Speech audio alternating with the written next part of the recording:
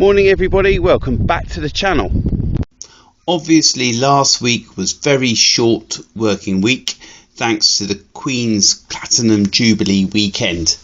We helped out by providing a tractor and trailer ride for the local village during the celebrations on a somewhat overcast day. We have received regular thunderstorms this week between periods of bright blue sunshine. Weather which makes for great growing conditions. This has led to a number of concerns regarding our regenerative low input spring wheat. One being the increase in disease pressure, especially septoria, as rain splashes spores from the soil onto the leaves.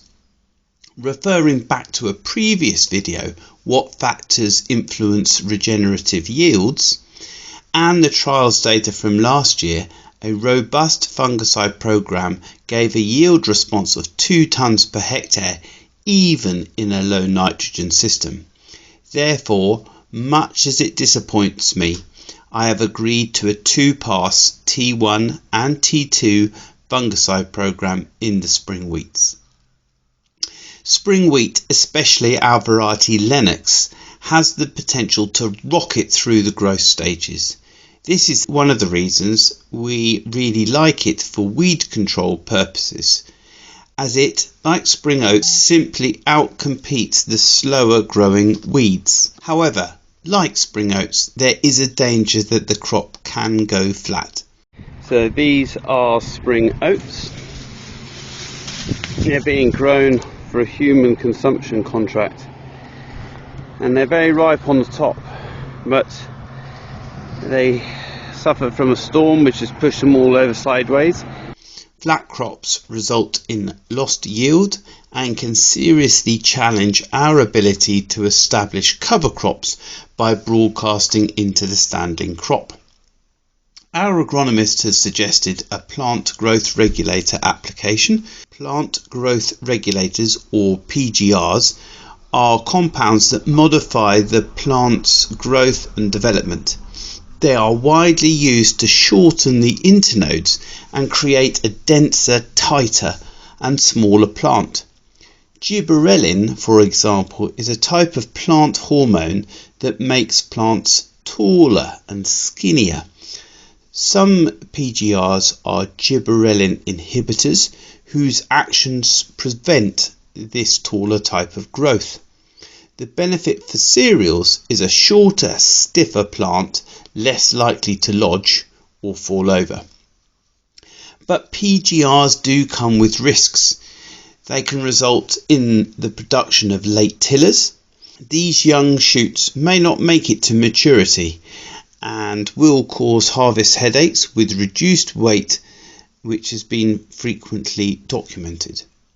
PGRs should also be used in caution under environmental stresses. Most labels state do not use under drought, excessive moisture or excessive heat. We have experienced this previously, where a low input crop suffering nitrogen deficiency stress was reduced in height by 9 inches compared with a non-stressed neighbouring plant. John Kempf describes the conventional technique of feeding cereals nitrogen fertilizer to encourage growth, and plant growth regulators to stunt growth is akin to driving a car with your foot flat on the accelerator and the brake both at the same time. What I do know is that Yen has shown that yield is directly proportional to crop biomass. So farmers need to walk the tightrope of growing crops as big as possible to maximise yield without losing that yield when they fall over.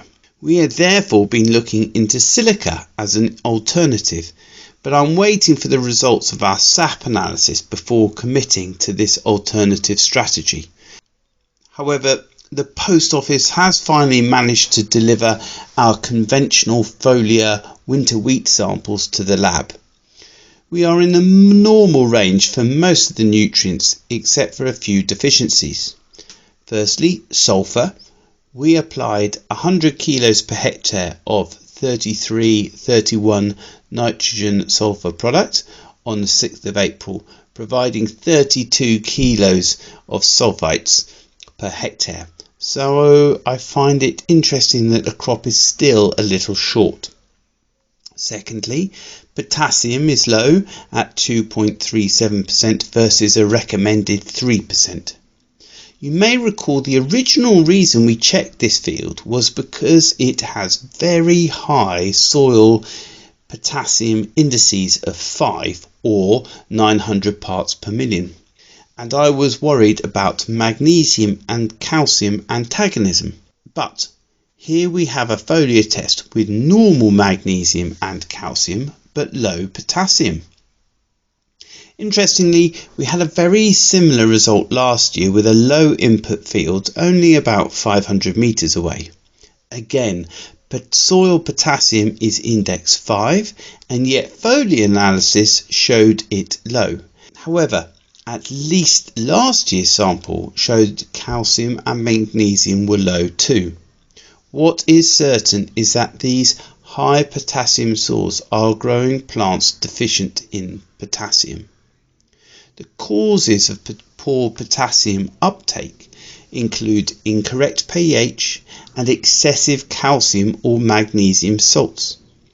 Both soils have a pH of 7.5, so pH shouldn't be a factor.